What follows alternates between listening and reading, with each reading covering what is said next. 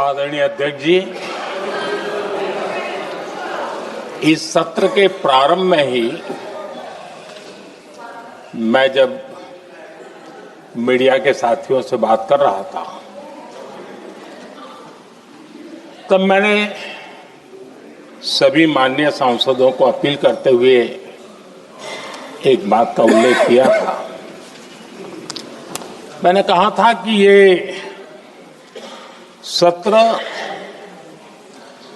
भारत के विजयोत्सव का सत्र है।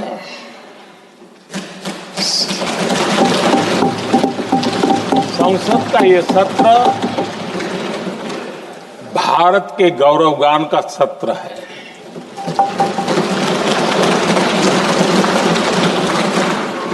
आदरणीय अध्यक्ष जी, जब मैं विजयोत्सव की बात कर रहा हूं तब मैं कहना चाहूंगा कि ये विजयोत्सव आतंकी हेडक्वार्टर्स को मिट्टी में मिलाने का है।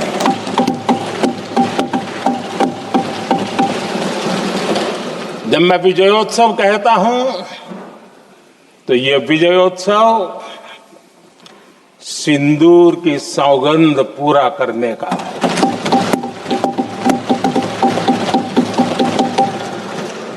मैं जब ये विजयोत्सव कहता हूं तो ये भारत की सेना के शौर्य और सामर्थ्य का विजय गाथा कह रहा है। जब मैं विजयोत्सव कह रहा हूं तो 140 करोड़ भारतीयों की एकता, इच्छा शक्ति, उसके एक अप्रतिम जीत का विजयोत्सव की बात करता हूं। आदरणीय अध्यक्ष जी, मैं इसी विजय भाव से इस सदन में भारत का पक्ष रखने के लिए खड़ा हुआ।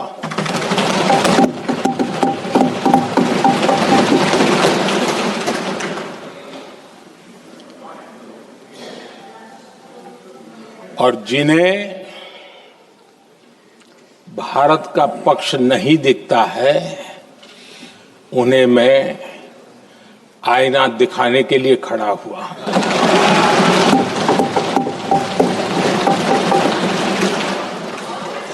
आदरणीय अध्यक्ष जी, मैं 140 करोड़ देशवासियों की भावनाओं में अपना स्वर मिलाने के लिए उपस्थित हुआ हूं। ये 140 करोड़ देशवासियों की भावना के जो गूंज है, जिस सदन में सुनाई दी है, मैं उसे अपना एक स्वर मिलाने खड़ा हुआ। आदरणीय अध्यक्ष जी, ऑपरेशन सिंदूर के दरमियान जिस प्रकार से देश के लोगों ने मेरा साथ दिया, मुझे आशीर्वाद दिए, देश की जनता मुझ पर कर्ज है। मैं देशवासियों का आभार व्यक्त करता हूं। मैं देशवासियों का अभिनंदन करता हूं।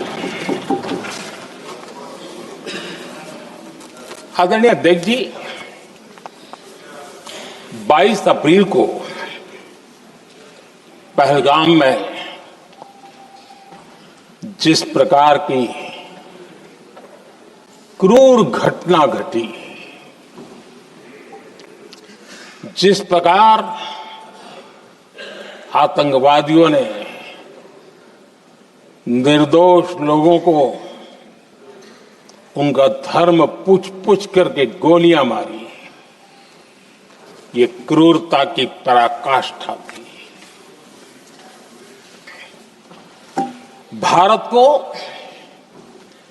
हिंसा की आग में झोंकने का ये सुविचारित प्रयास था। भारत में दंगे फैलाने की ये साजिश थी। मैं आज देशवासियों का धन्यवाद करता हूं कि देश ने एकता के साथ उस साजिश को नाकाम कर दिया।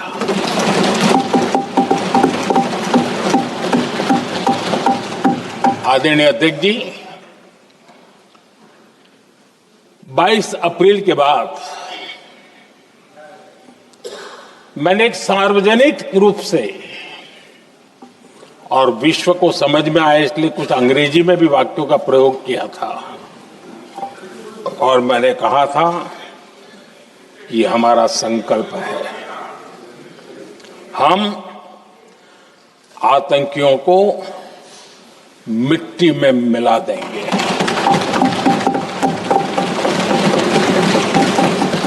और मैंने सार्वजनिक रूप से कहा था, सजा उनके आकाओं को भी होगी और कल्पना से भी बड़ी सजा मिलेगी।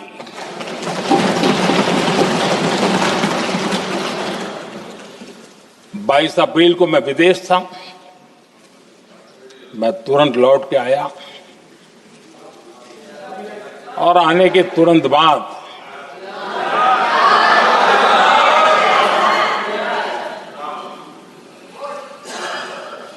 मैंने एक बैठक बुलाई और उस बैठक में हमने साफ साफ निर्देश दिए कि आतंकवाद को करारा जवाब देना होगा और ये हमारा राष्ट्रीय संकल्प है।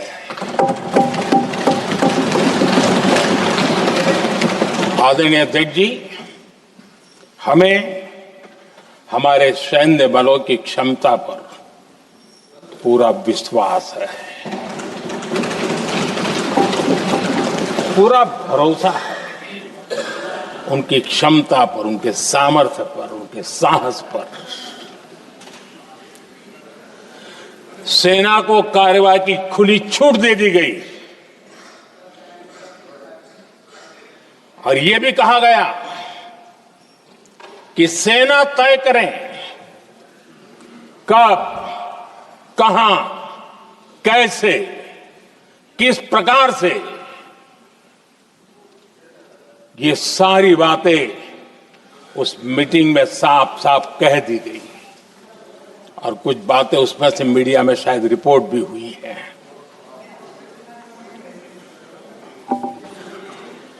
हमें गर्व है, आतंकियों को वो सजा दी और सजा ऐसी है कि आज भी आतंक के उन आकाओं की नींद उड़ी हुई है।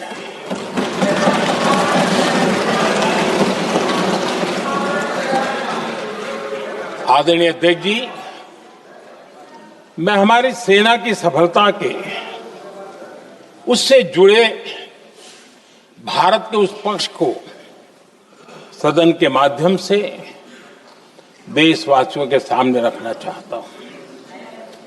पहला पक्ष,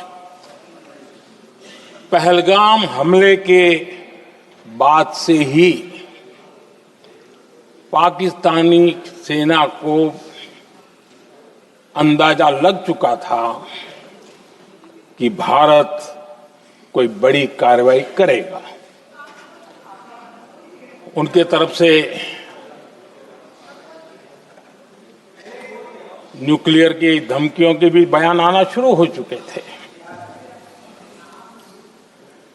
भारत ने 6 मई रात और 7 मई सुबह जैसा तय किया था वैसी कार्रवाई की और पाकिस्तान कुछ नहीं कर पाया। 22 मिनट में 22 अप्रैल का बदला निर्धारित लक्ष्य के साथ हमारी सेना ने ले लिया। दूसरा पक्ष, आदरणीय अध्यक्ष जी, पाकिस्तान के साथ हमारी लड़ाई तो कई बार हुई है, लेकिन ये पहली ऐसी भारत की रणनीति बनी कि जिसमें पहले जहां कभी नहीं गए थे वहां हम पहुंचे। पाकिस्तान के कोने कोने में आतंकी अड्डों को धुआं धुआं कर दिया गया।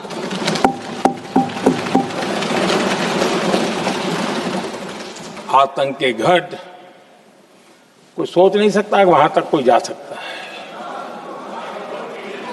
बहावलपुर और मुर्के उसको भी जमीन दोस्त कर दिया गया। आदरणीय अध्यक्ष जी,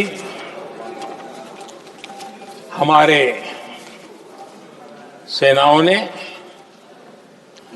आतंकी अड्डों को तबाह कर दिया। तीसरा पक्ष, पाकिस्तान की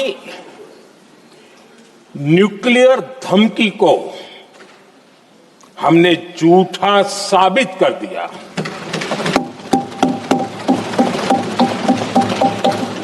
भारत ने सिद्ध कर दिया कि न्यूक्लियर ब्लैकमेलिंग अब नहीं चलेगा और न ही ये न्यूक्लियर ब्लैकमेलिंग के सामने भारत झुकेगा। आदरणीय अध्यक्ष जी, चौथा पक्ष, भारत ने दिखाई अपनी तकनीकी क्षमता। पाकिस्तान के सीने पर सटीक प्रहार किया। पाकिस्तान के एयरबेस एसेट्स को भारी नुकसान हुआ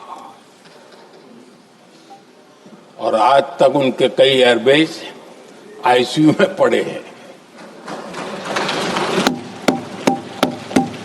आज टेक्नोलॉजी आधारित युद्ध का युग है। ऑपरेशन सिंदूर इस महारत में भी सफल सिद्ध हुआ है।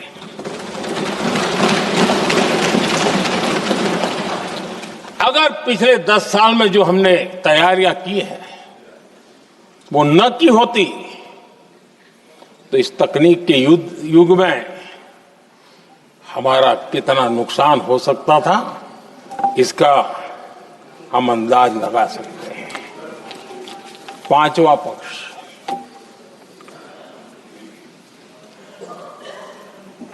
ऑपरेशन सिंदूर के दरमियान पहली बार हुआ जब आत्मनिर्भर भारत की ताकत को दुनिया ने पहचाना। Made in India drone, made in India missile ने पाकिस्तान के हथियारों की पोल खोल करके रख दी।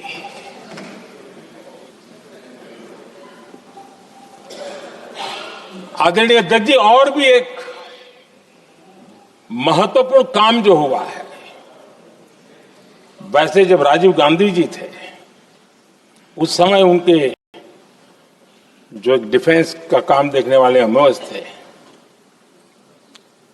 उन्होंने जब मैंने सीडीएस की घोषणा की तो वो बहुत प्रसन्न होकर के मुझे मिलने आए थे और बहुत बहुत प्रसन्न थे वो। इस समय ऑपरेशन में नेवी, आर्मी, एयरफोर्स तीनों सेनाओं का जॉइंट एक्शन, इसके बीच की सिनर्जी, इसने पाकिस्तान के छक्के छुड़ा दिए।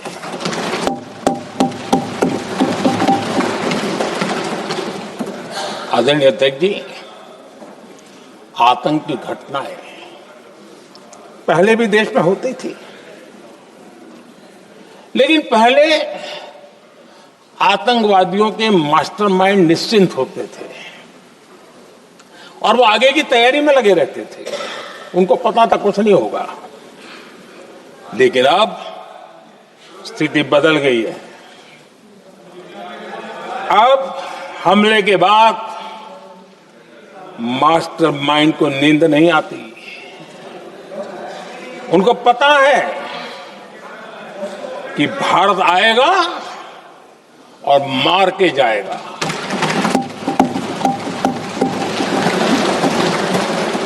ये न्यू नॉर्मल भारत ने सेट कर दिया है।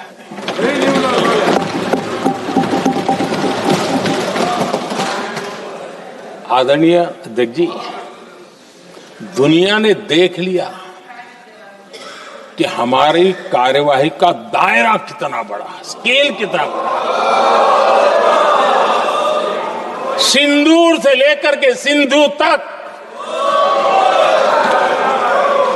पाकिस्तान पर कार्रवाई की है। ऑपरेशन सिंदूर ने तय कर दिया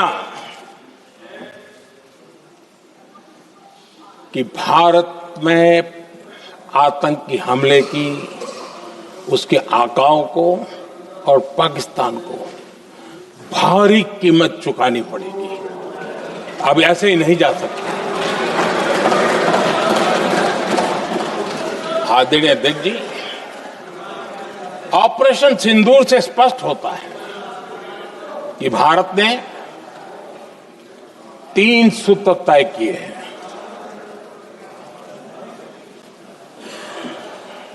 अगर भारत पर आतंकी हमला हुआ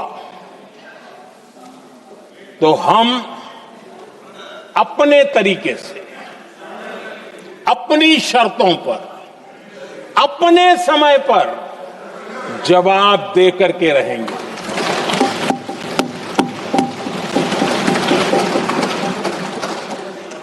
दूसरा, कोई भी न्यूक्लियर ब्लैकमेल अब नहीं चलेगा।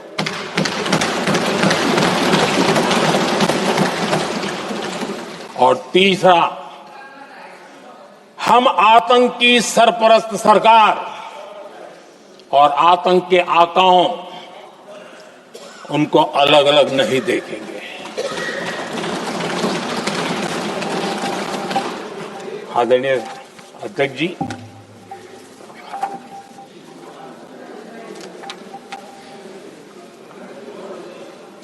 यहां पर विदेश नीति को लेकर के भी काफी बातें कही गई हैं।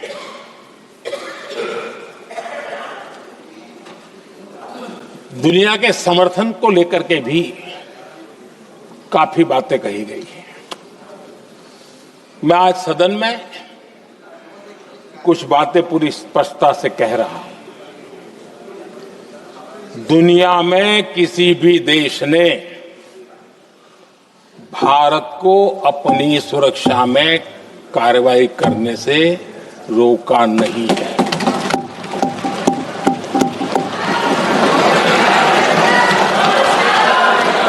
संयुक्त राष्ट्र 193 कंट्रीज,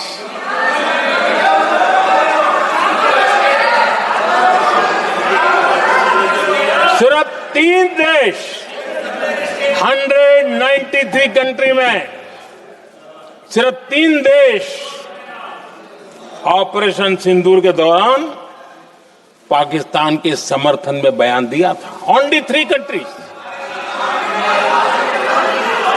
क्वाड हो, ब्रिक्स हो, फ्रांस, रूस, जर्मनी, कोई भी देश का नाम ले लीजिए, तमाम देश दुनिया भर से भारत को समर्थन मिला है।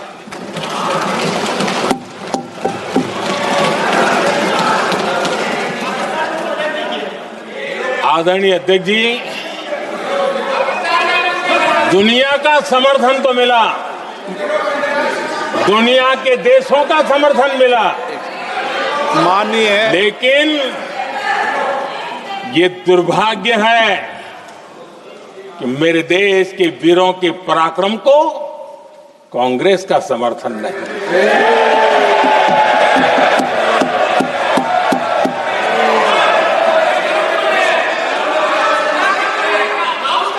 22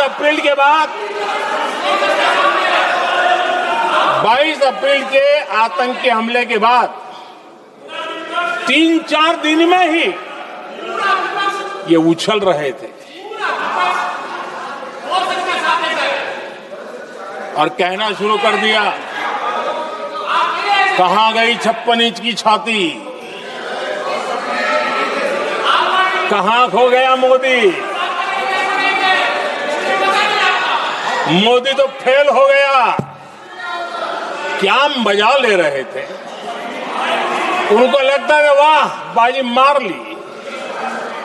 उनको पहलगाम के निर्दोष लोगों की हत्या में भी वो अपनी राजनीति तराशते थे।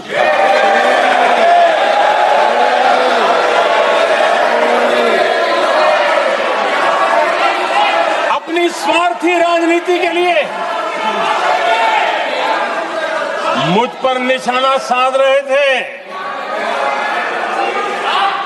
लेकिन उनकी ये बयानबाजी, इनका छिछोरापन देश के सुरक्षा बलों का मनोबल गिरा रहा था। माननीय प्रतिपक्ष के नेता, एक मिनट, प्रतिपक्ष के नेता आपकी बात अपने ध्यान से सुनिए। आप बेटे कांग्रेस कर रहे हैं और कुछ नेताओं को पीछे से, ये उचित नहीं है आपके लिए। न भारत के सामर्थ्य पर भरोसा है और न ही भारत की सेनाओं पर, इसलिए वो लगातार ऑपरेशन सिंदूर पर सवाल उठा रहे हैं। ऐसा करके आप लोग मीडिया में हेडलाइंस तो ले सकते हैं, लेकिन देशवासियों के दिलों में जगह नहीं बना सकते।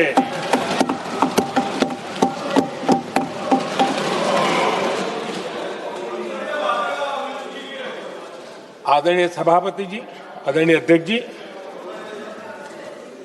10 मई को भारत ने ऑपरेशन सिंदूर के तहत हो रहे एक्शन को रोकने की घोषणा की।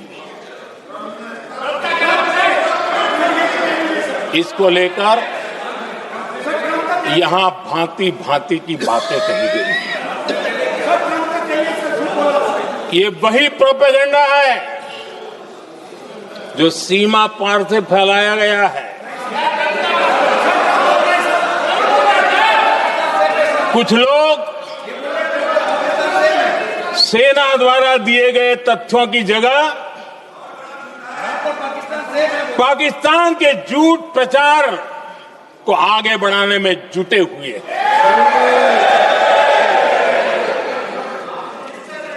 जबकि भारत का रुख हमेशा स्पष्ट रहा है। आदरणीय अध्यक्ष जी, कुछ चीजें मैं जरा स्मरण भी कराना चाहता हूं। जब सर्जिकल स्ट्राइक हुआ, उस समय हमने लक्ष्य तय किया था, हमारे जवानों को तैयार करके, कि हम उनके इलाके में जाकर के आतंकियों के जो लॉन्चिंग पैड है उनको नष्ट करेंगे। और सर्जिकल स्ट्राइक, एक रात के उस ऑपरेशन में हमारे लोग सूर्योदय होते होते काम पूरा करके वापस आए। लक्ष्य निर्धारित था कि ये करना है। जब बालाकोट एयर स्ट्राइक किया तो हमारा लक्ष्य तय था कि आतंकियों के जो ट्रेनिंग सेंटर्स है, इस बार हम उसको तबाह करेंगे, और हमने वो भी करके दिखाया।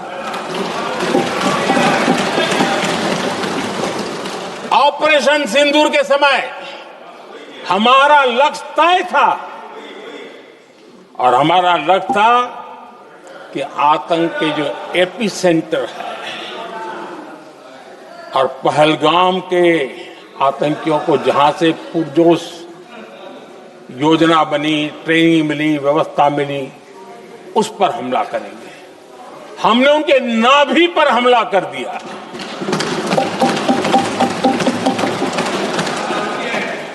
जहां पहलगाम के आतंकियों का रिक्रूटमेंट हुआ, ट्रेनिंग होती थी, फंडिंग होता था, उन्हें टेक्निकल सपोर्ट मिलता था, शस्त्र सरंजाम मिलता था, उस जगह को आइडेंटिफाई किया और हमने सटीक तरीके से ऑपरेशन सिंदूर के तहत आतंकियों की नाभि पे प्रहार कर दिया। और आदरणीय अध्यक्ष जी, इस बार भी हमारी सेना ने 100% लक्ष्यों को हासिल करके देश के सामर्थ्य का परिचय दिया।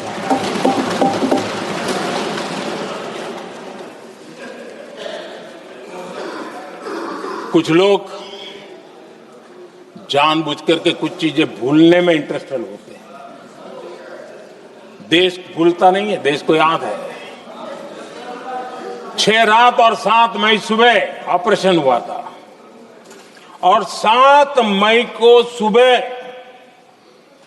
भारत ने प्रेस कॉन्फ्रेंस हमारी सेना ने की और इस प्रेस कॉन्फ्रेंस में भारत ने स्पष्ट कर दिया था और पहले दिन से क्लियर था कि हमारा लक्ष्य है आतंकियों के आका, आतंकियों की जो व्यवस्थाएं जहां से होती है वो और उनके अड्डे, उनको हम ध्वस्त करना चाहते थे और हमने प्रेस कॉन्फ्रेंस में कह दिया था, हमने हमारा काम कर दिया है, हमने जो तय किया था पूरा कर दिया है। और इसलिए 6-7 मई को ऑपरेशन हमारे हाथ संतोषजनक होने के तुरंत बाद कल जो राजनाथ जी ने कहा था, मैं डंके की चोट पर दोबारा दोहराता हूं, भारत की सेना ने पाकिस्तान की सेना को चंद मिनटों में बता दिया कि हमारा ये लक्ष्य था, हमने ये लक्ष्य पूरा कर दिया है, ताकि उनको पता चले और हमें भी पता चले कि उनके दिल दिमाग में क्या चलता है।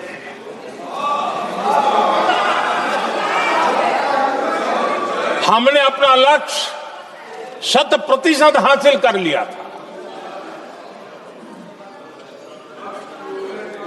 और पाकिस्तान में समझदारी होती तो आतंकियों के साथ खुलेआम खड़े रहने की गलती न करता। उसने निर्लज्ज होकर के आतंकवादियों के साथ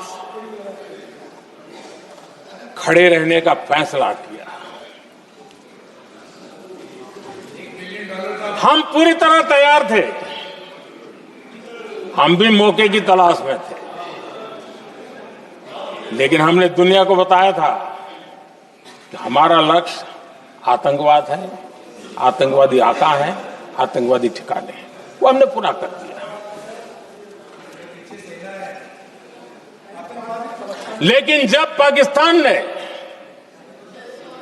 आतंकियों की मदद में आने का फैसला किया और मैदान में उतरने की हरकत की, तो भारत की सेना ने सालों तक याद रह जाए ऐसा करारा जवाब दे करके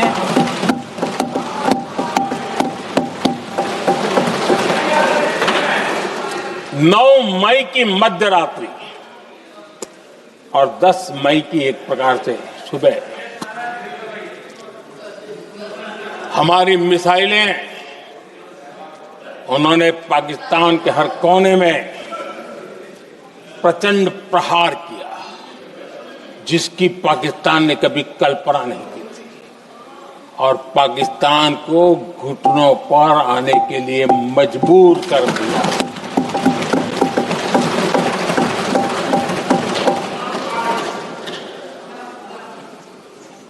और आपने टीवी में भी देखा है, वहां से क्या बयान आते थे।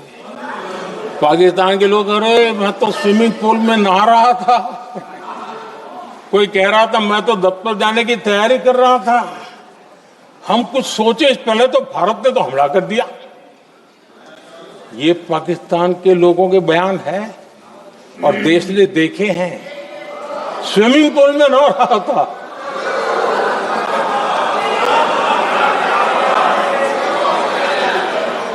और जब इतना कड़ा प्रहार हुआ, पाकिस्तान ने कभी सोचा तक नहीं था, तब जाकर के पाकिस्तान ने फोन करके डीजीएमओ के सामने फोन करके गुहार लगाई,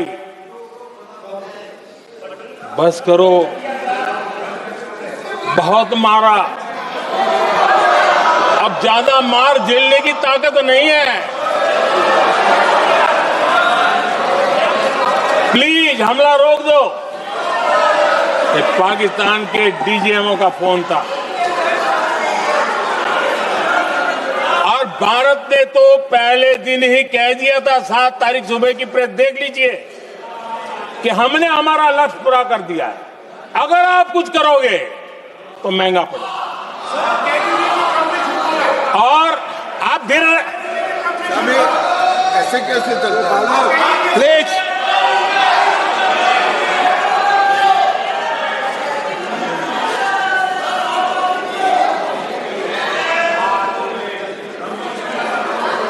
मैं आज दोबारा कह रहा हूं, ये भारत की स्पष्ट नीति थी, सुविचारित नीति थी, सेना के साथ मिलकर के तय की हुई नीति थी, और वे ये थी कि हम आतंक, उनके आका, उनके ठिकाने, ये हमारा लक्ष्य है।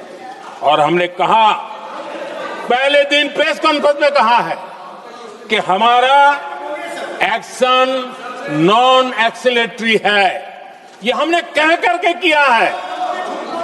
और इसके लिए साथियों हमने हमला रोका। अध्यक्ष जी, दुनिया के किसी भी नेता ने भारत के ऑपरेशन रोकने के लिए नहीं कहा।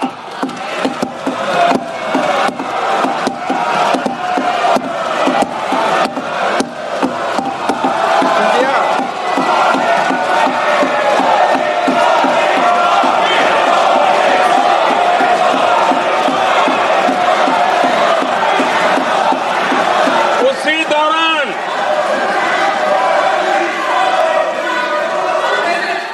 9 तारीख को रात को अमेरिका के उपराष्ट्रपति जी ने मुझसे बात करने का प्रयास किया। वो घंटे भर कोशिश कर रहे थे, लेकिन मेरी सेना के साथ मीटिंग चल रही थी, तो मैंने उनका फोन उठा नहीं पाया। बाद में मैंने उनको कॉल बैक किया। मैंने कहा कि आपका फोन था, 3-4 बार आपका फोन आ गया, क्या है? तो अमेरिका के उपराष्ट्रपति जी ने मुझे फोन पे बताया कि पाकिस्तान बहुत बड़ा हमला करने वाला है, ये उन्होंने मुझे बताया। मेरा जो जवाब था, जिनको समझ नहीं आता है उनको तो नहीं आएगा,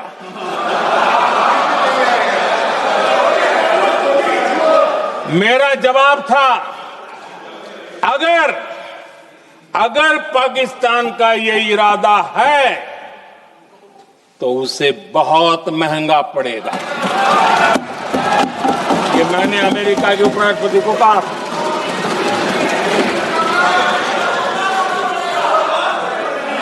पाकिस्तान हमला करेगा तो हम बड़ा हमला कर करके जवाब देंगे। ये मेरा जवाब था। और आगे मेरा एक वाक्य था, मैंने कहा था हम गोली का जवाब गोले से देंगे। ये 9 तारीख रात की बात है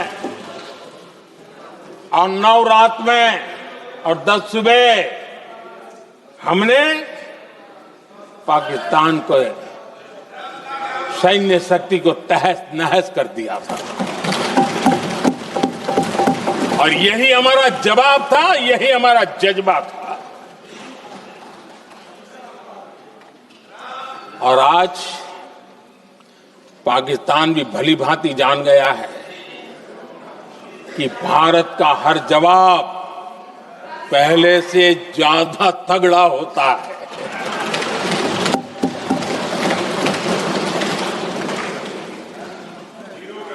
उसे यह भी पता है कि अगर भविष्य में नौबत आई तो भारत आगे कुछ भी कर सकता है। और इसलिए मैं फिर से लोकतंत्र के इस मंदिर में दोहराना चाहता हूं, ऑपरेशन सिंदूर जारी है।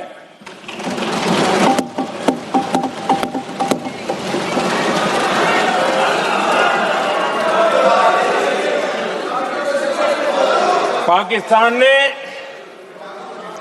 दुस्साहस की अगर कल्पना की तो उसे करारा जवाब दिया जाएगा।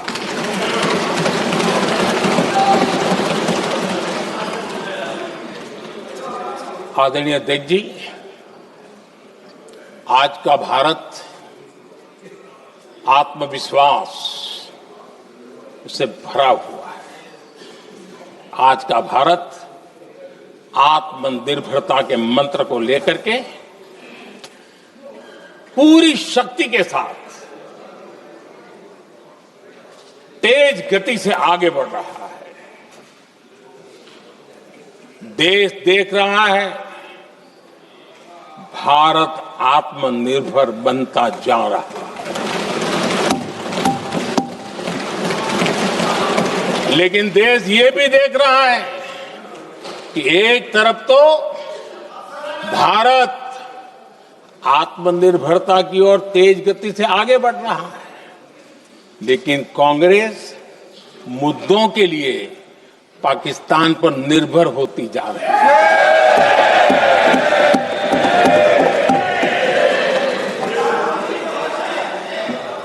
मैं आज पूरा दिन देख रहा था, जो 16 घंटे से जो चर्चा चल रही है, दुर्भाग्य से। प्लीज बैठिए, सब जवाब दे दिया आपका। आप सुनते नहीं, सबका जवाब दे दिया। प्लीज दुर्भाग्य से सुनिए जवाब। कांग्रेस को पाकिस्तान के मुद्दे इंपोर्ट करने पड़ रहे हैं।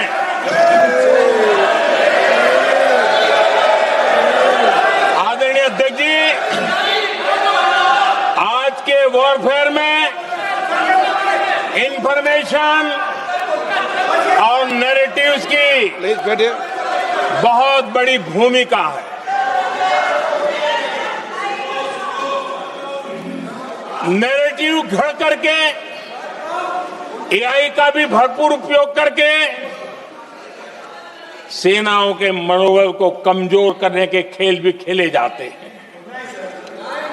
जनता के अंदर अविश्वास पैदा करने के भी भरपूर प्रयास होते हैं।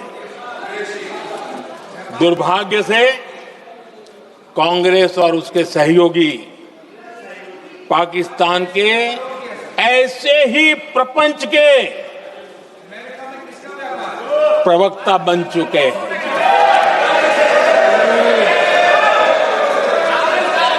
आदरणीय अध्यक्ष जी, देश की सेना ने, आदरणीय अध्यक्ष जी, ये तरीका है देश आपका? की सेना ने, बैठिए बैठिए। देश की सेना ने सर्जिकल स्ट्राइक की।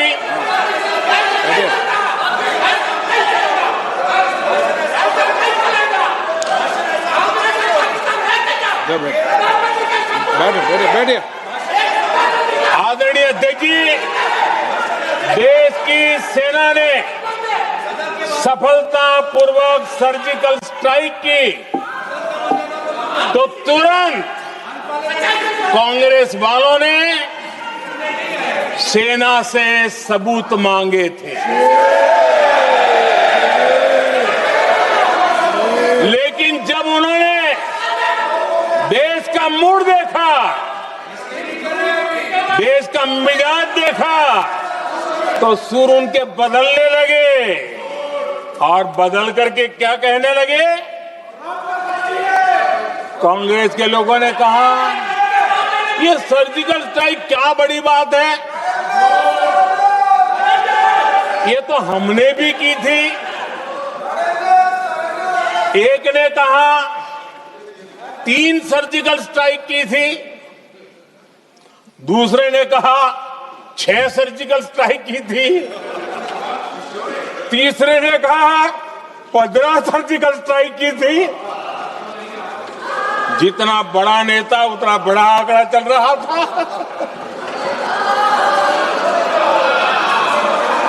आदरणीय अध्यक्ष जी, इसके बाद बालाकोट में सेना ने एयर स्ट्राइक की।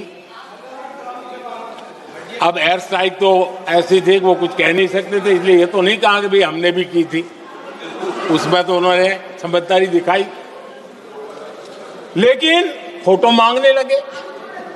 एयर स्ट्राइक हुई तो फोटो दिखाओ, क्या कहां गिरा, क्या तोड़ा, कितना तोड़ा, कितने मरे, बस यही पूछते रहे।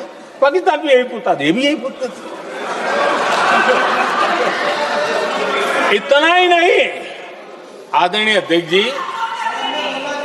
जब पायलट अभिनंदन पकड़े गए तो पाकिस्तान में तो खुशी का माहौल होना स्वाभाविक था कि उनके हाथ में भारत की सेना का एक पायलट उनके हाथ लगा था। लेकिन यहां पर भी कुछ लोग थे जो कानों कानों में कह रहे थे, अब मोदी फंसा, अब अभिनंदन वहां आए, मोदी ला करके दिखा दे, अब देखते हैं मोदी क्या करता है। आज डंके की चोट पर अभिनंदन वापिस आएगा।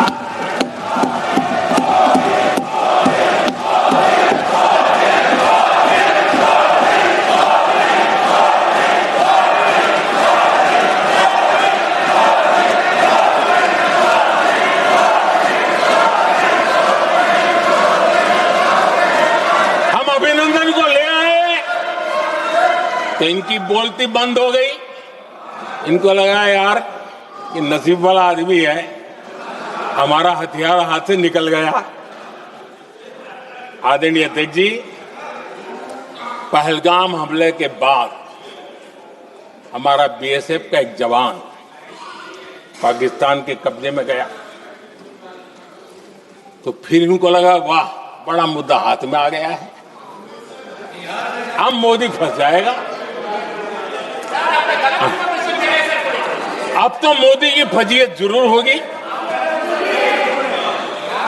और उनकी इकोसिस्टम ने सोशल मीडिया में बहुत सारी कथाएं वायरल की कि ये बीएसएफ के जवान का क्या होगा, उसके परिवार का क्या होगा, ये वापस आएगा, कब आएगा, कैसे आएगा, न जाने क्या क्या चला दिया। आदरणीय अध्यक्ष जी, बीएसएफ का वो जवान भी आन बान शान के साथ वापस आया।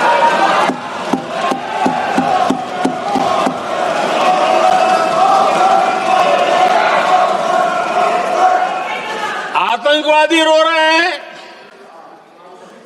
आतंकवादियों के आका रो रहे हैं, और उनको रोते देखकर यहां भी कुछ लोग रो रहे हैं।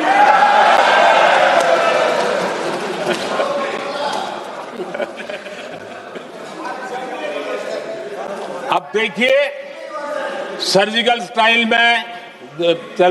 स्ट्राइक चल रही थी, उसके बाद उन्होंने एक खेल खेलने की कोशिश की, बात जमी नहीं। एयर स्ट्राइक हुई तो दूसरा खेल खेलने की कोशिश की, वो भी जमी नहीं। जब ये ऑपरेशन सिंदूर हुआ तो उन्होंने नया पैंतरा शुरू किया। और क्या शुरू किया? रोक क्यों दिया? पहले तो मानने को तैयार नहीं थे कि मुक्त करते, अब कहते रोक क्यों दिया। बाहरे बयान बहादुरों,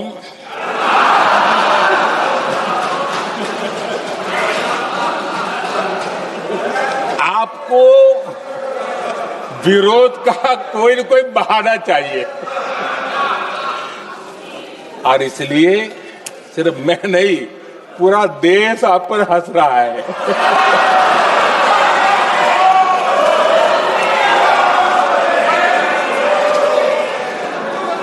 आदरणीय अध्यक्ष जी, सेना का विरोध, सेना के प्रति एक पता नहीं नेगेटिविटी, ये कांग्रेस का पुराना रवैया रहा। देश ने अभी अभी करगिल विजय दिवस मनाया, लेकिन देश पूरी तरह जानता है कि उनके कार्यकाल में और आज तक करगिल के विजय को कांग्रेस ने अपनाया नहीं। न करगिल विजय दिवस मनाया है, न करगिल विजय का गौरव किया। इतिहास साक्षी है अध्यक्ष जी। जब डोकलाम में सैन्य हमारा शौर्य दिखा रहा था, तब कांग्रेस के नेता चुपके चुपके किससे ब्रीफिंग लेते थे, वो सारी दुनिया अब जान गई।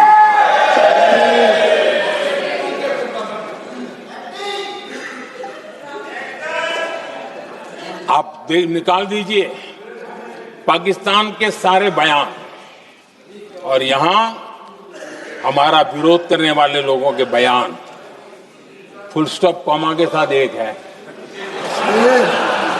क्या कहेंगे इसको? और बुरा लगता है सच बोलते हैं तो। पाकिस्तान के साथ सुर में सुर मिला दिया जाता है। आदरणीय अध्यक्ष जी, देश हैरान है, कांग्रेस ने पाकिस्तान को क्लीन चिट दे दी है।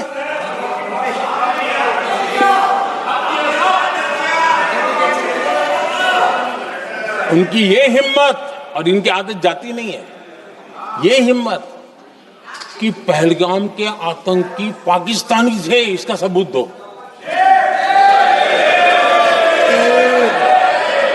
क्या कह रहे हो तुम लोग? तो कौन सा तरीका है? और यही मांग पाकिस्तान कर रहा है जो कांग्रेस कर रही है। और आदरणीय अध्यक्ष जी, आज जब सबूतों की कोई कमी नहीं है, सब कुछ आंखों के सामने दिखता है, तब ये हालत है। अगर ये सबूत ना होते तो क्या करते ये लोग, आप बताइए। आदरणीय अध्यक्ष जी,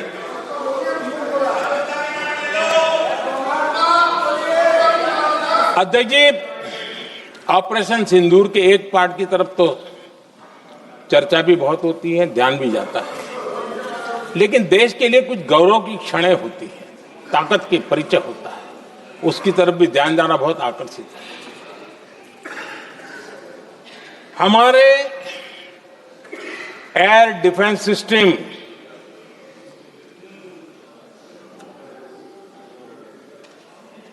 दुनिया में इसकी चर्चा है। हमारे एयर डिफेंस सिस्टम ने पाकिस्तान की मिसाइल और ड्रोन्स उसको तिनके की तरफ बिखेर दिया था।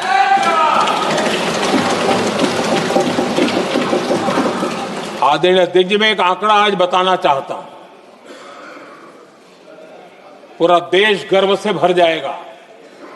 कुछ लोगों का क्या होगा मैं नहीं जानता, पूरा देश गर्व से भर जाएगा। 9 मई को पाकिस्तान ने करीब 1000 मिसाइलों और आर्म्ड ड्रोन्स के भारत पर बहुत बड़ा हमला करने की कोशिश की।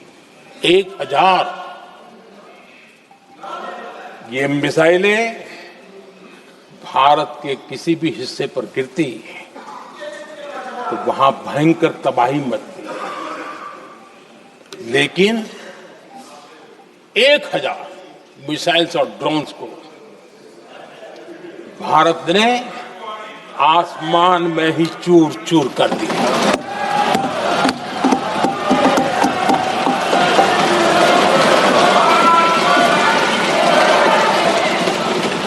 हर देशवासियों को इससे गर्व हो रहा। लेकिन जैसे कांग्रेस के लोग इंतजार कर रहे थे, कुछ तो गड़बड़ होगी यार, मोदी मरेगा, कहीं तो फंसेगा।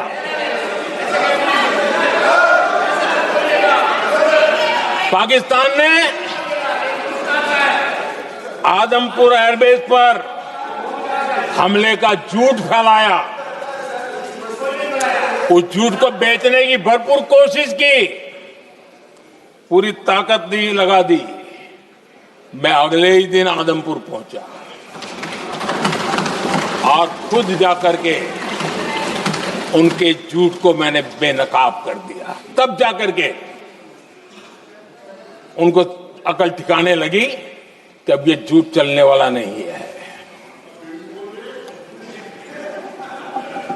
आदरणीय अध्यक्ष जी, जो हमारे छोटे दलों के साथी हैं, जो राजनीति में नए हैं, उनको कभी शासन में रहने का अवसर नहीं मिला, उनसे कुछ बातें निकलती मैं समझ सकता। लेकिन कांग्रेस पार्टी ने इस देश में लंबे समय तक राज किया है, उसको शासन की व्यवस्थाओं का पूरा पता है, उन चीजों से वो निकले हुए लोग हैं, उनके लिए शासन व्यवस्था क्या होती इसकी समझ पूरी है, अनुभव है उनके पास। उसके बाद भी विदेश मंत्रालय तुरंत जवाब दे, उसको स्वीकारना नहीं, विदेश मंत्री जवाब दे, इंटरव्यू दे, बार बार बोले, उसको स्वीकारना नहीं, गृह मंत्री बोले, रक्षा मंत्री बोले, किसी पर भरोसा नहीं। जिसने इतने सालों तक राज किया, उनको देश की व्यवस्थाओं पर अगर भरोसा नहीं है, तब शक उठता है कि क्या हालत हो गई है इनकी। आदरणीय अध्यक्ष जी, अब कांग्रेस का भरोसा पाकिस्तान के रिमोट कंट्रोल से बनता है और बदलता है।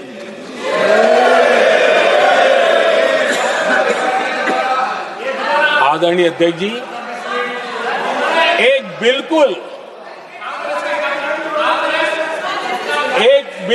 कांग्रेस के नए सदस्य, यानी उनको तो क्षमा करनी चाहिए, नए सदस्य को क्या कहेंगे, लेकिन कांग्रेस के आका जो उनको लिख करके देते हैं और उनसे बुलवाते हैं, खुद में हिम्मत नहीं है, उनसे बुलवाते हैं कि ऑपरेशन सिंदूर ये तो तमाशा था, ये आतंकवादियों ने जिन 26 लोगों को मौत के घाट उतारा था ना, उस भयंकर क्रूर घटना पर ये तेजाब छिड़कने वाला पाप है। तमाशा कहते हो? आपकी असहमति हो सकती है, और ये कांग्रेस के नेता बुलवाते हैं।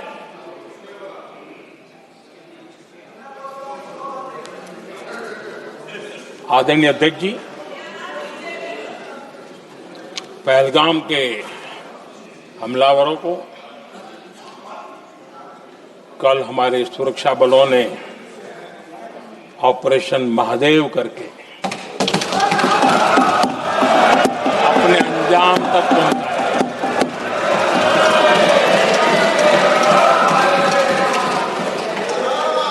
लेकिन मैं हैरान हूं, यहां ठहाके लगा के पूछा गया कि आखिर ये कल ही क्यों हुआ।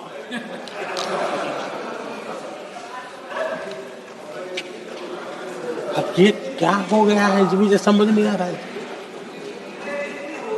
क्या ये ऑपरेशन के लिए कोई सावन महीने का सोमवार ढूंढा गया था क्या?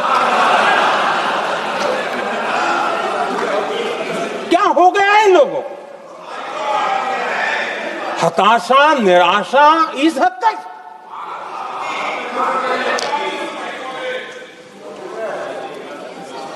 और देखिए मजा, पिछले कई सप्ताह से हाँ ऑपरेशन सिंदूर वगैरह तो ठीक है, पहलगाम के आतंकियों का क्या हुआ, पहलगाम के आतंकियों का अब हुआ तो कल क्यों हुआ?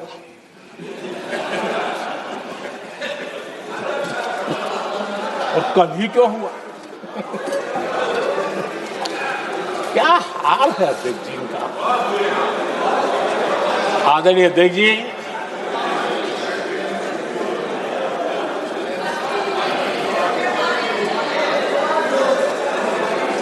आदरणीय अध्यक्ष जी, शास्त्रों में कहा गया है, हमारे शास्त्रों में कहा गया है, शस्त्रेण रक्षिते राष्ट्रे, शस्त्रेण रक्षिते राष्ट्रे शास्त्र चर्चा प्रवर्तते। अर्थात जब राष्ट्र शस्त्र से सुरक्षित होते हैं तभी वहां शास्त्र की, ज्ञान की चर्चाएं जन्म ले पाती है। जब सीमा पर सेनाएं मजबूत होती है तभी लोकतंत्र प्रखर होता है। आदरणीय अध्यक्ष जी, ऑपरेशन सिंदूर बीते दशक में भारत की सेना के सशक्तिकरण का एक साक्षात प्रमाण है। ऐसे ही नहीं हुआ है। कांग्रेस के शासन के दौरान सेनाओं को आत्मनिर्भर बनाने के संबंध में सोचा तक नहीं जाता था। आज भी आत्मनिर्भर शब्द की मजाक उड़ा रही है। वैसे वो महात्मा गांधी से आया हुआ है, लेकिन आज भी मजाक उड़ाई जाती है। हर रक्षा सौदे में कांग्रेस अपने मौके खोजती रहती थी।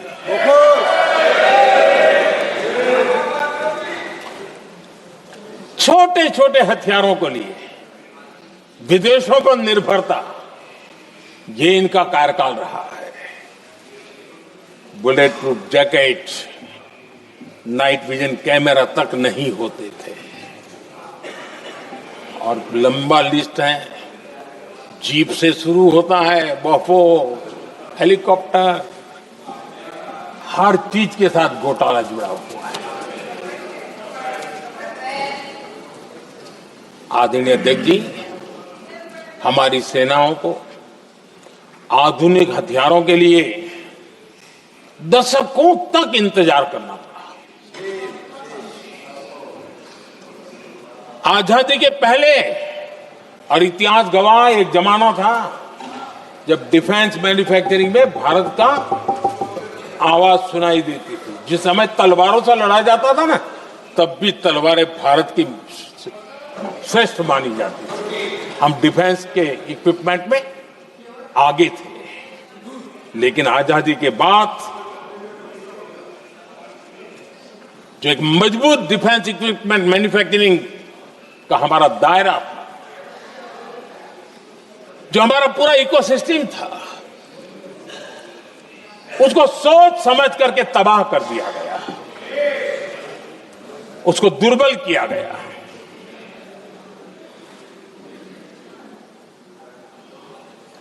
रिसर्च और मैन्युफैक्चरिंग के लिए रास्ते बंद कर दिए गए। अगर इसी नीति पर हम चलते तो भारत इस 21वीं सदी में ऑपरेशन सिंदूर के संबंध में सोच भी नहीं सकता। यह हालत करके रखा हुआ था उन्होंने। भारत को सोचना पड़ता कि अगर कोई एक्शन लेना है तो शस्त्र कहां से मिलेंगे, साधन कहां से मिलेगा, बारूद कहां से मिलेगा, समय पर मिलेगा या नहीं मिलेगा, बीच बचाव में रुकता नहीं जाएगा, ये टेंशन पालना पड़ता है।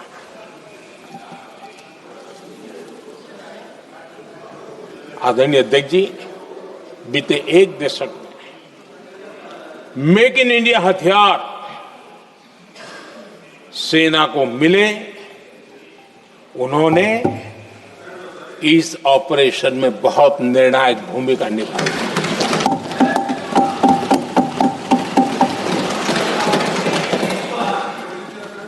आदरणीय अध्यक्ष जी, एक दशक पहले भारत के लोगों ने संकल्प लिया, हमारा देश सशक्त, आत्मनिर्भर और आधुनिक राष्ट्र बने।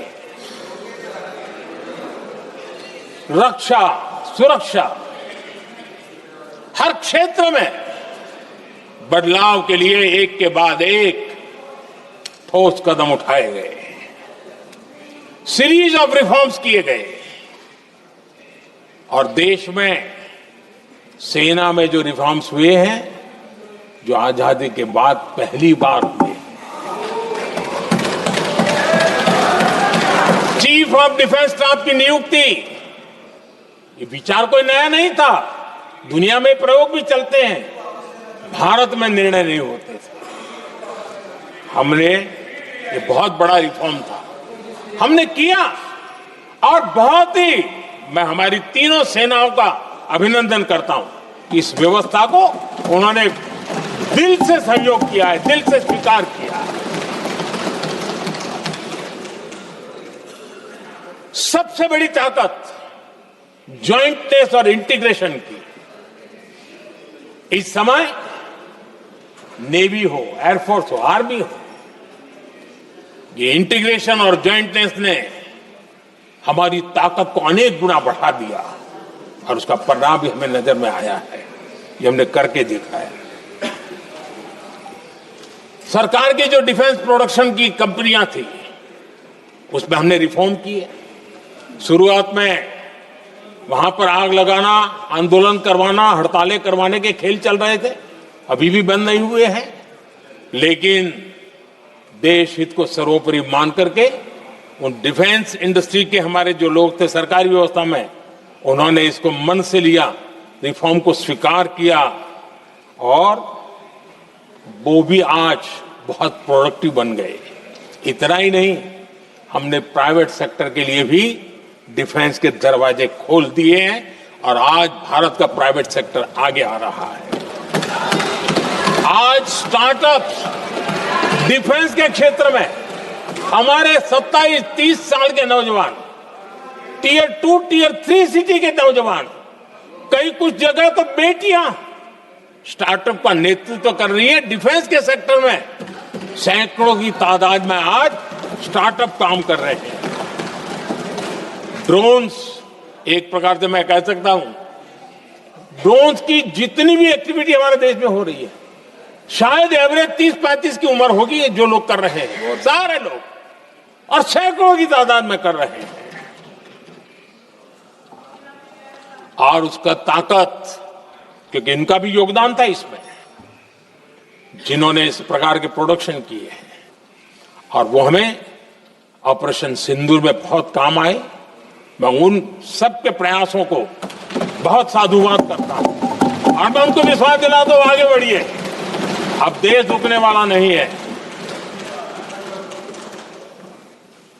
आदरणीय अध्यक्ष जी, डिफेंस सेक्टर में मेक इन इंडिया ये नारा नहीं था, हमने इसके लिए बजट पॉलिसी में जो परिवर्तन करना था, जो नए इनिशिएटिव ले रहे थे, वो नए इनिशिएटिव लिए। और सबसे बड़ी बात, क्लियर कट विजन के साथ हमने देश में make in India defence sector के अंदर तेज गति से हम आगे बढ़ रहे हैं। आदरणीय अध्यक्ष जी, एक दशक में डिफेंस का बजट लगभग पहले से 3 गुना हुआ है। डिफेंस प्रोडक्शन में करीब करीब 250% वृद्धि हुई है, 250% वृद्धि हुई है। 11 वर्षों में डिफेंस एक्सपोर्ट 30 गुना से भी ज्यादा बढ़ा है, 30 गुना से ज्यादा। डिफेंस एक्सपोर्ट आज दुनिया के करीब 100 देशों तक हम पहुंचे। और आदरणीय अध्यक्ष जी, कुछ चीजें ऐसी होती हैं जो इतिहास में बहुत बड़ा प्रभाव छोड़ती हैं। ऑपरेशन सिंदूर ने डिफेंस का जो मार्केट है उसमें भारत का झंडा गाड़ दिया है। भारत के हथियारों की डिमांड आज बढ़ती चली जा रही है, मांग बढ़ रही है। ये भारत में उद्योगों को भी बल देगी, एमएसएमई को बल देगी, हमारे नौजवानों को रोजगार देगी और हमारे नौजवान अपनी बनाई चीजों से दुनिया में अपनी ताकत का प्रदर्शन कर पाएंगे। ये आज दिख रहा है, मैं देख रहा हूं। डिफेंस के क्षेत्र में जो आत्मनिर्भर भारत की दिशा में हम जो कदम उठा रहे हैं, मैं हैरान हूं। कुछ लोगों को आज भी तकलीफ हो रही है, जैसे उनका खजाना लूट गया। ये कौन सी मानसिकता है? देश को ऐसे लोगों को पहचानना होगा। आदरणीय अध्यक्ष जी, मैं स्पष्ट करना चाहता हूं, डिफेंस में भारत का आत्मनिर्भर होना ये आज की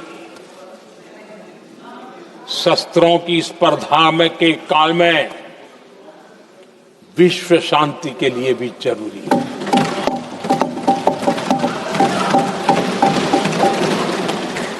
मैं पहले भी कह चुका हूं, भारत युद्ध का नहीं, बुद्ध का देश है। हम समृद्धि, शांति चाहते हैं, लेकिन हम ये कभी न भूले कि समृद्धि का और शांति का रास्ता शक्ति से ही गुजरता है।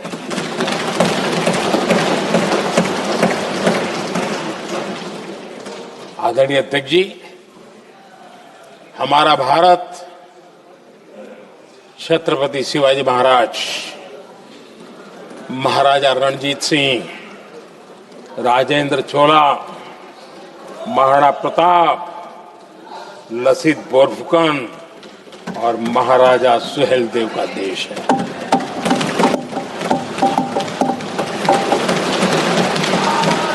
आदरणीय अध्यक्ष जी, हम विकास और शांति के लिए सामरिक सामर्थ्य पर भी फोकस करते हैं। आदरणीय अध्यक्ष जी, कांग्रेस के पास नेशनल सिक्योरिटी का विजन न पहले था और आज तो सवाल ही नहीं उठता है।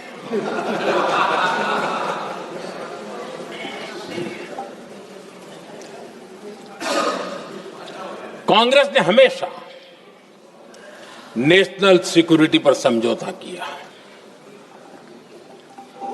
आज जो लोग पूछ रहे हैं पीओके को वापस क्यों नहीं लिया, वैसे ये सवाल मुझे ही पूछ सकते हैं और किसको पूछ सकते हैं।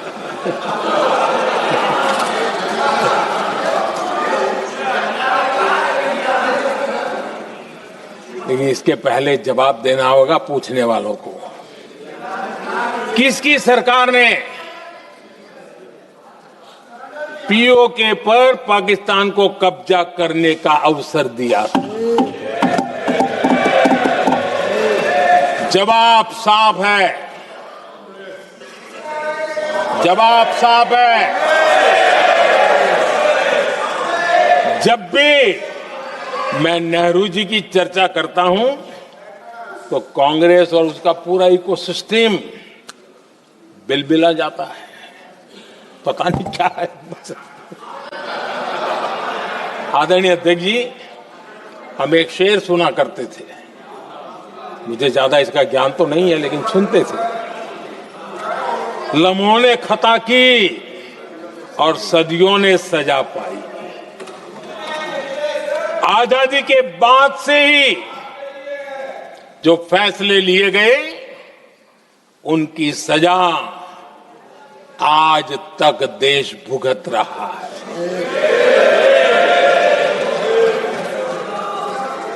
यहां बार बार एक बात का जिक्र हुआ और मैं फिर से करना चाहूंगा। अक्साई चीन की उस पूरे क्षेत्र को बंजर जमीन करार दिया गया, ये कह करके तो बंजर है। देश की 38,000 वर्ग किलोमीटर जमीन हमें खोनी पड़ी।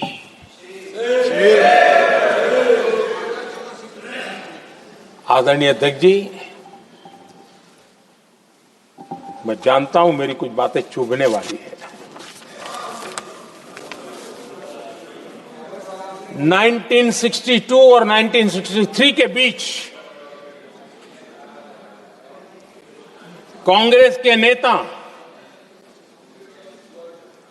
जम्मू कश्मीर के पूंछ,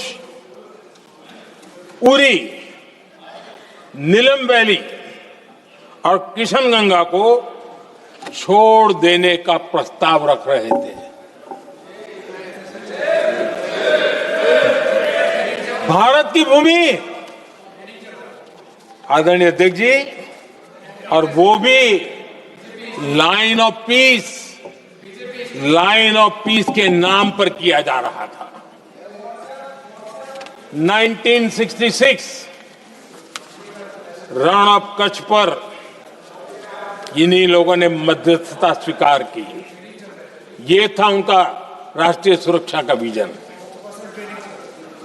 एक बार फिर उन्होंने भारत का करीब 800 वर्ग किलोमीटर क्षेत्र पाकिस्तान को सौंप दिया, जिसमें छड़बेट भी शामिल है, कि कहीं उसको छड़ा बेट भी कहते हैं।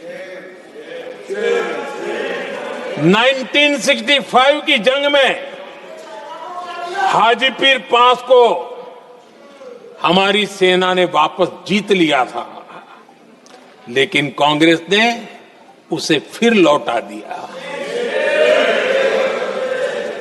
1971 पाकिस्तान के 93,000 फौजी हमारे पास बंदी थे। पाकिस्तान का हजारों वर्ग किलोमीटर एरिया हमारी सेना ने कब्जा किया था। हम बहुत कुछ कर सकते थे, विजय की स्थिति में थे।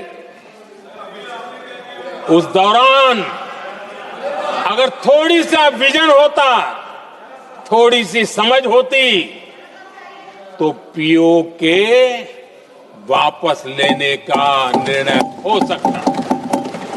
वो मौका था, वो मौका भी छोड़ दिया गया। अरे इतना ही नहीं, इतना सारा जब सामने टेबल पर था, अरे कम से कम करतारपुर साहब को तो ले सकते थे, वो ही नहीं कर पाया।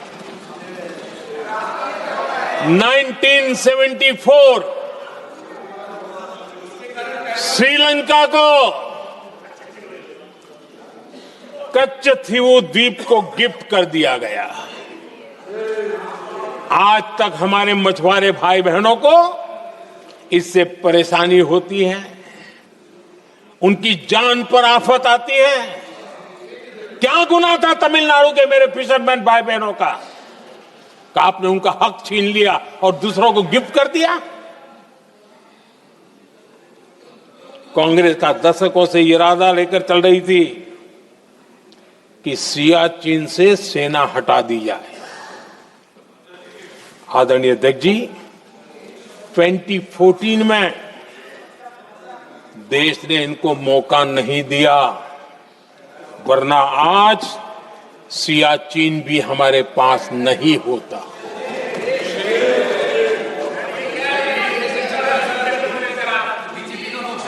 आदरणीय अध्यक्ष जी, आजकल कांग्रेस के जो लोग हमें डिप्लोमेसी का पाठ पढ़ा रहे हैं, मैं उन्हें उनकी डिप्लोमेसी याद दिलाना चाहता हूं ताकि उनको भी कुछ याद रहे, पता चले। 26/11 जैसे भयंकर हमले के बाद बहुत बड़ा आतंकी हमला था। कांग्रेस का पाकिस्तान से प्रेम नहीं रुका। इतनी बड़ी घटना 26/11 की हुई थी। विदेशी दबाव में हमले के कुछ हफ्तों के भीतर ही कांग्रेस सरकार ने पाकिस्तान से बातचीत शुरू कर दी। आदरणीय अध्यक्ष जी, कांग्रेस सरकार ने 26/11 की इतनी बड़ी घटना के बाद भी एक भी डिप्लोमेट को भारत से बाहर निकालने की हिम्मत नहीं की। छोड़ो, इधर एक वीजा तक कैंसिल नहीं किया, एक वीजा तक कैंसिल नहीं कर पाए थे। देश पर पाकिस्तानी स्पॉन्सर बड़े बड़े हमले होते गए, लेकिन यूपीए सरकार ने पाकिस्तान को मोस्ट फेवर्ड नेशन का दर्जा देकर रखा था। वो कभी वापस नहीं लिया था। एक तरफ देश मुंबई के हमले का ये न्याय मांग रहा था, दूसरी तरफ कांग्रेस पाकिस्तान के साथ व्यापार करने में लगी थी।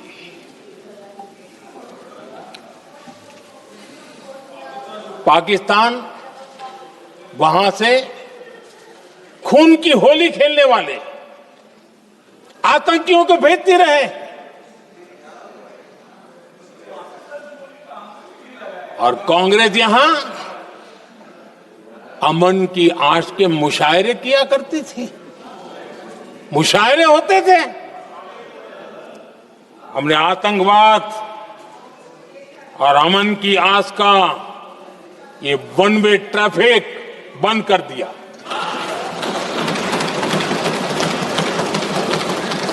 हमने पाकिस्तान का MFN का दर्जा रद्द किया, वीजा बंद किया। हमने अटारी वाघा बॉर्डर को बंद कर दिया। आदरणीय अध्यक्ष जी,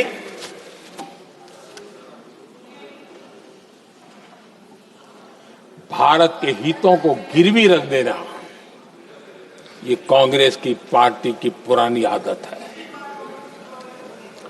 इसका सबसे बड़ा उदाहरण सिंधु जल समझौता है। सिंधु जल समझौता किसने किया? नेहरू जी ने किया। और मामला किससे जुड़ा था? भारत से निकलने वाली नदियां, हमारे यहां से निकली हुई नदियां, उसका वो पानी था। और वो नदियां हजारों साल से भारत की सांस्कृतिक विरासत रही है, भारत की चैतन्य शक्ति रही है। भारत को सुजलाम सुफलाम बनाने में उन नदियों का बहुत बड़ा योगदान रहा है। सिंधु नदी जो सदियों से भारत की पहचान हुआ करती थी, उसी से भारत जाना जाता था। लेकिन नेहरू जी और कांग्रेस ने सिंधु और झेलम जैसी नदियों पर विवाद के लिए पंचायत किसको दी? वर्ल्ड बैंक को दी। वर्ल्ड बैंक फैसला करे क्या कर रहा है? नदी हमारी, पानी हमारा।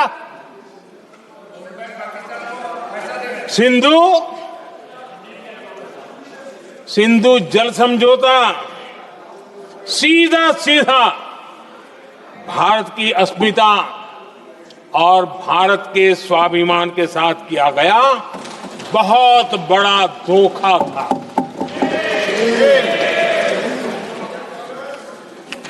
आदरणीय अध्यक्ष जी, आज के देश के युवा ये बात सुनते होंगे तो उनको भी आश्चर्य होगा कि ऐसे लोग थे हमारे देश का काम करते थे। नेहरू जी ने इस ट्रीटी करी और क्या किया? ये जो पानी था, जो नदियां थी, जो भारत से निकल रही थी, उन्होंने 80% पानी पाकिस्तान को देने के लिए वो राजी हो गए। और इतना बड़ा हिंदुस्तान, उसको सिर्फ 20% पानी। कोई मुझे समझाए भाई ये कौन सी बुद्धिमानी थी? कौन सा देश हित था? कौन सी डिप्लोमेसी थी? क्या हालत करके बना के रखा था आप लोगों ने? इतनी बड़ी आबादी वाला हमारा देश, हमारे यहां से निकलती हुई ये नदियां, और सिर्फ 20% पानी, और 80% पानी उन्होंने उसको दिया जो देश खुलेआम भारत को अपना दुश्मन करार कर देता रहता है, दुश्मन कहता रहा। और ये पानी पर किसका हक था? हमारे देश के किसानों का, हमारे देश के नागरिकों का, हमारा पंजाब, हमारा जम्मू कश्मीर, देश के एक बहुत बड़े हिस्से को कि इन्होंने पानी के संकट में धकेल दिया इस एक कारण से। और राज्यों के भीतर भी पानी को लेकर के आपस में संघर्ष पैदा हुई है, प्रतिस्पर्धा पैदा हुई, और उनका जिस पर हक था उस पर पाकिस्तान मौज करता रहा। और ये दुनिया में अपनी डिप्लोमेसी के पाठ पढ़ाते रहते हैं। आदरणीय अध्यक्ष जी, अगर ये ट्रीटी न होती तो पश्चिमी नदियों पर कई बड़ी परियोजनाएं बनती। पंजाब, हरियाणा, राजस्थान और दिल्ली, वहां के किसानों को भरपूर पानी मिलता, पीने के पानी की कोई समस्या नहीं रहती। औद्योगिक प्रगति के लिए भारत बिजली बना पाता। इतना ही नहीं, नेहरू जी ने इसके उपरांत करोड़ों रुपए भी दिए ताकि पाकिस्तान नहर बना सके।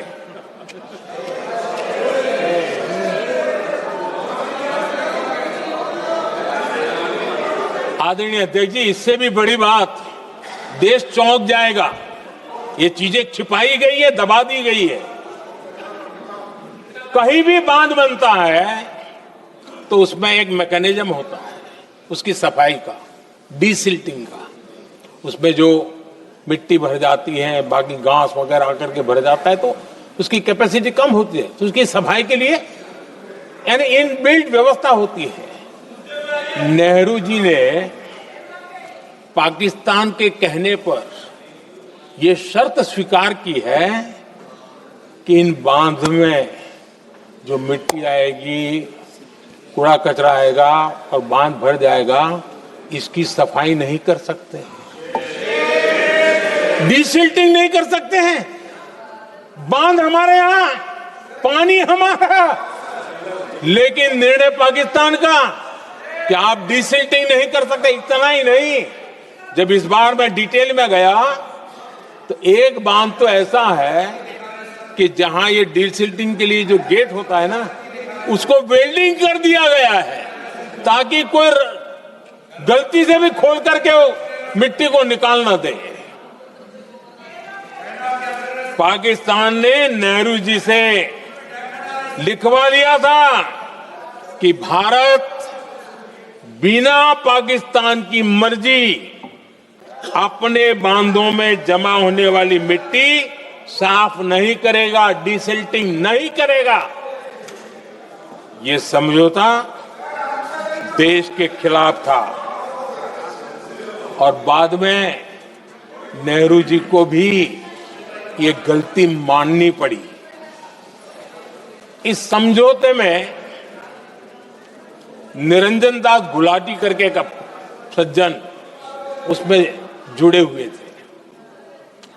उन्होंने एक किताब लिखी है। उस किताब में उन्होंने लिखा है कि फरवरी 1961 में नेहरू ने उनसे कहा था, गुलाटी, मुझे उम्मीद थी कि यह समझौता अन्य समस्याओं के समाधान का रास्ता खोलेगा, लेकिन हम वहीं हैं जहां पहले थे। ये नेहरू जी ने कहा। नेहरू जी केवल तत्कालिक प्रभाव देख पा रहे थे, इसलिए उन्होंने कहा कि हम वहीं के वहीं हैं, लेकिन सच्चाई ये कि इस एग्रीमेंट के कारण देश बहुत पिछड़ गया, देश बहुत पीछे चल गया और देश का बहुत नुकसान हुआ। हमारे किसानों को नुकसान हुआ, हमारी खेती को नुकसान हुआ।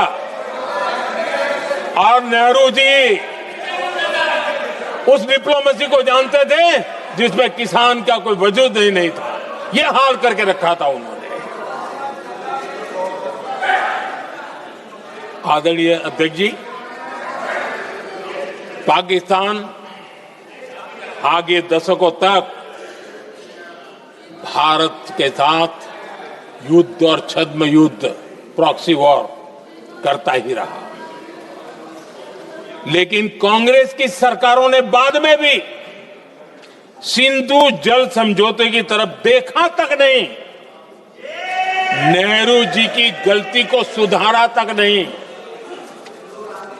आदरणीय अध्यक्ष जी, लेकिन अब भारत ने पुरानी गलती को सुधारा है, ठोस निर्णय लिया है।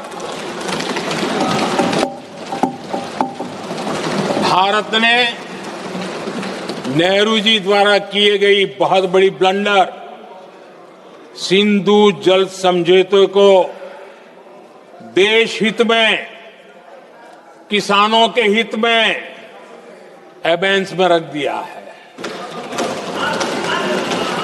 देश का अहित करने वाला ये समझौता अब इस रूप में आगे नहीं चल सकता।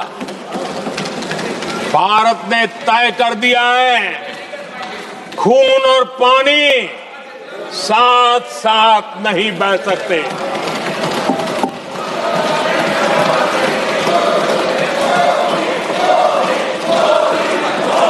माननीय सदस्य, आप बहुत देर हो गई, आप उपनेता हैं, ये तरीका आप बैठे बैठे टोकते हैं, प्लीज, ये शोभा नहीं देता आपके लिए। बैठिए बैठिए बैठिए, आदरणीय, बैठिए, शोभा नहीं देता आपका। अध्यक्ष जी, आप उपनेता हैं, अपनी मर्यादा बना के रखें। चल बैठिए।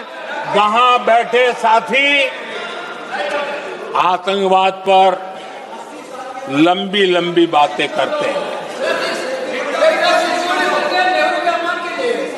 जब ये सत्ता में था, जुड़े हुए हैं, जब इनको राज करने का अवसर मिला था, तब देश का हाल क्या है, क्या रहा था, वो आज भी देश भूला नहीं है। 2014 से पहले देश में सुरक्षा का जो माहौल था, अगर वो आज याद भी करे ना तो लोग सिहर जाते हैं। आदरणीय अध्यक्ष जी, हम सबको याद है, जो नई पीढ़ी के बच्चे हैं उनको पता नहीं है, हम सबको पता है। हर जगह पर अनाउंसमेंट होता था, रेलवे स्टेशन पर जाओ, बस स्टैंड पर जाओ, एयरपोर्ट पर जाओ, बाजार में जाओ, मंदिर में जाओ, कहीं पर भी जाओ, जहां भी भीड़ होती है, कोई भी लावारिस चीज दिखे छूना मत, पुलिस को तुरंत जानकारी देना, वो बम हो सकता है। हम 2014 तक यही सुनते आए थे, ये हालात करके रखा था। देश के कोने कोने में यही हाल था।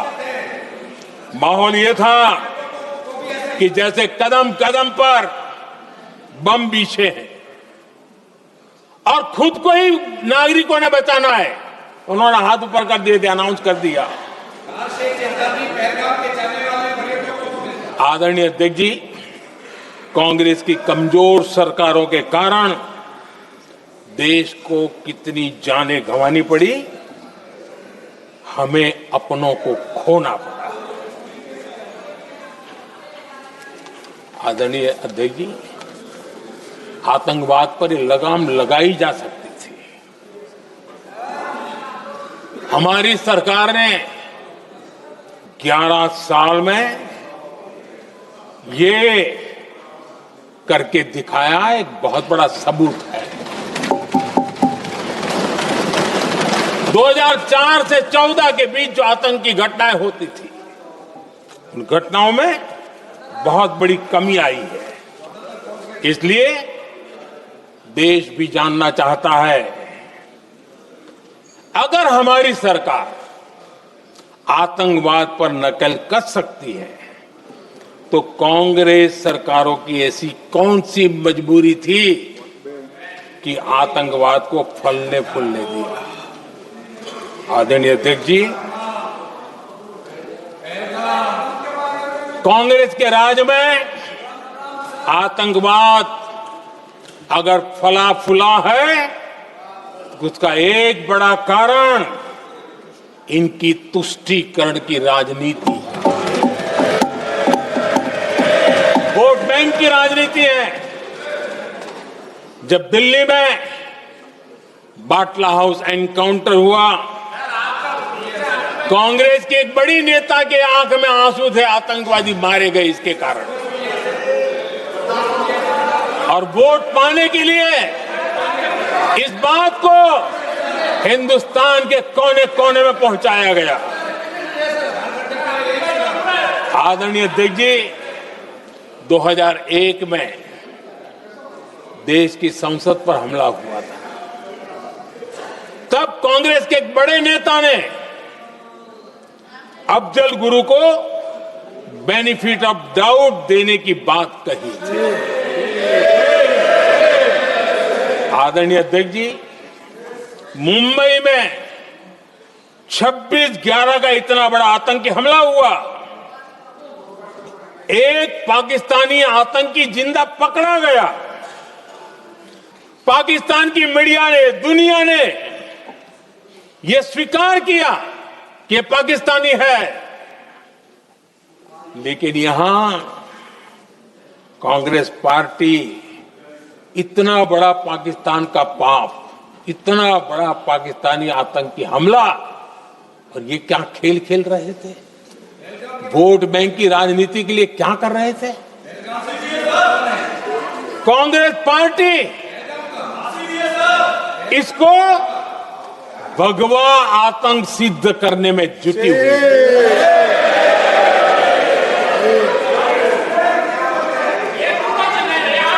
कांग्रेस दुनिया को हिंदू आतंकवाद की थ्योरी बेचने में लगी हुई थी। कांग्रेस के एक नेता ने अमेरिका के बड़े राजनयिक को यहां तक कह दिया था कि लश्कर-ए तोयबा से भी बड़ा खतरा भारत के हिंदू ग्रुप है।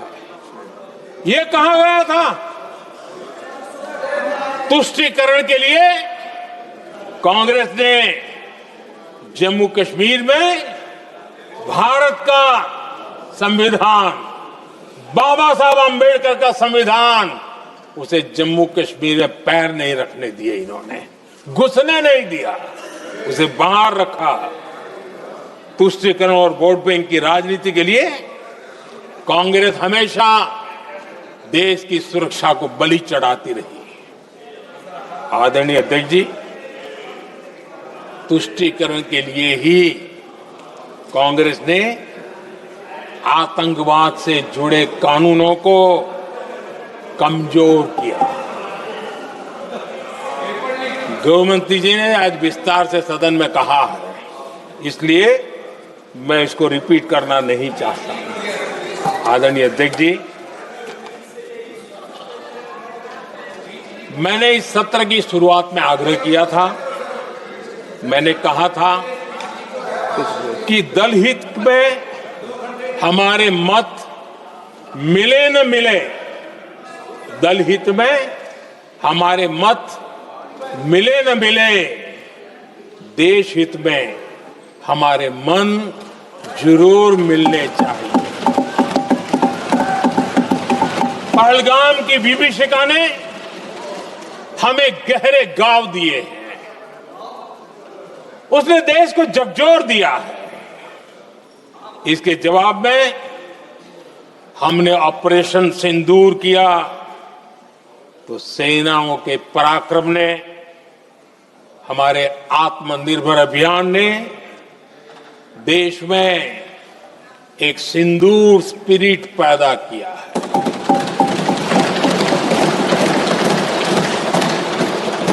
ये सिंदूर स्पिरिट हमने तब भी देखी जब दुनिया भर में हमारे प्रतिनिधि मंडल भारत की बात बताने गए। मैं उन सभी साथियों को बहुत बहुत बधाई देता हूं। आपने बहुत ही प्रभावी ढंग से भारत की बात डंके की चोट पर दुनिया के सामने रखी। लेकिन मुझे दुख इस बात का है, हैरानी भी है, जो खुद को कांग्रेस के बड़े नेता समझते हैं, उनके पेट में दर्द हो रहा है कि भारत का पक्ष दुनिया के सामने क्यों रखा गया। शायद कुछ नेताओं को सदन में बोलने पर भी पाबंदी लगा दी गई है। आदरणीय अध्यक्ष जी, इस मानसिकता से बाहर निकलने की जरूरत है। कुछ पंक्तियां मेरे मन में आती हैं, मैं अपने भाव व्यक्त करना चाहता हूं। आदरणीय अध्यक्ष जी, करो चर्चा और इतनी करो, करो चर्चा और इतनी करो कि दुश्मन दहशत से दहल उठे। दुश्मन दहशत से दहल उठे।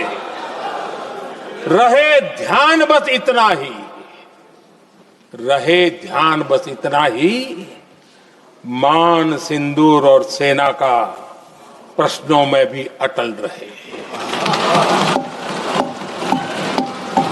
हमला मां भारती पर हुआ अगर, तो प्रचंड प्रहार करना होगा। दुश्मन जहां भी बैठा हो, हमें भारत के लिए ही जीना होगा। मेरा कांग्रेस के साथियों से आग्रह है कि एक परिवार के दबाव में पाकिस्तान को क्लीन चिट देना बंद कर दें। जो देश की विजय की क्षण है, कांग्रेस उसे देश के उपहास का क्षण न बनाए। कांग्रेस अपनी गलती सुधारें। मैं आज सदन में फिर स्पष्ट करना चाहता हूं, अब भारत आतंक की नर्सरी में ही आतंकियों को मिट्टी में मिलाएगा।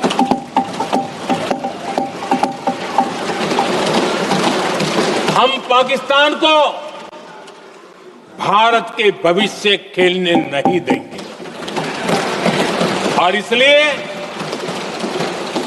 ऑपरेशन सिंदूर खत्म नहीं हुआ है, ऑपरेशन सिंदूर जारी है।